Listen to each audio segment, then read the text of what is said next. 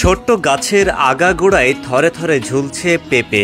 যতদূর চোখ যায় এমন দৃশ্যে যেন থমকে যায় সবাই। নিবিড় পরিচর্যায় ব্যস্ত মালিক। তার আরেক পরিচয়, তিনি পেশায় শিক্ষক। কুষ্টিয়ার কুমারখালী উপজেলার সদকি ইউনিয়নের দরবেশপুর গ্রামে নিজের 2 বিঘা জমিতে পেঁপে চাষাবাদ করছেন তিনি।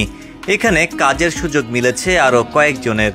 খুব ভালো লাগে, খুব ভালো আনন্দের সাথে আমি কাজ করি, খুব ভালো লাগে। আমি যখন এই পেঁপেটা ধরে, এখন তো শেষের দিকে বলা যায়, যে সময় হাত ছিল ধরেন ঘরের থেকে আধা কবার থেকে পেঁপে ধরছে। আমি ভাইয়ের পেঁপের বাগানের কথা শুনছি, তাই এই পেঁপের বাগানের আমি চাষটা দেখতে আসছি, আসলে কিরকম কি প্রসেসিং ভাবে করতেছে বা ফলন কিভাবে হয়েছে, লাভবান উনি কিভাবে হয়েছে।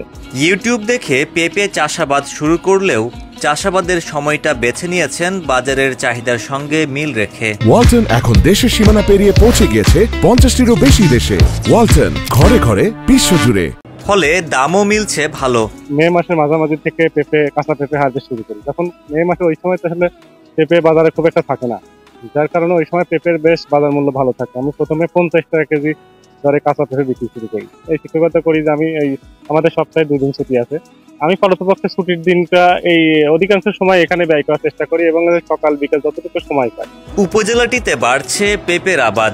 খরচের তুলনায় লাভ বেশি ও পরিশ্রমও কম। আগ্রহ বাড়ছে কৃষকের, জানালেন কৃষি কর্মকর্তা। কুষ্টিয়া কুমারখালী উপজেলায় এবছরে প্রায় 3.5 কোটি টাকার পেঁপে উৎপাদন হয়েছে। 16 হেক্টর জমিতে পেঁপের চাষ সাম্প্রতিক সময় হয়েছে। গত অর্থ বছর থেকে এবছরে পেঁপের চাষে কৃষকরা একটু আগ্রহ প্রকাশ করেছে, কারণ সবজি হিসাবে পেঁপের দামটা একটু কৃষকরা ভালো পাচ্ছে। আব্দুল হান্নানের সফলতা এখন অনেক কৃষকের আত্মবিশ্বাস। অনেকেই তার দেখানো পথে স্বপ্ন বুনছেন নতুনভাবে।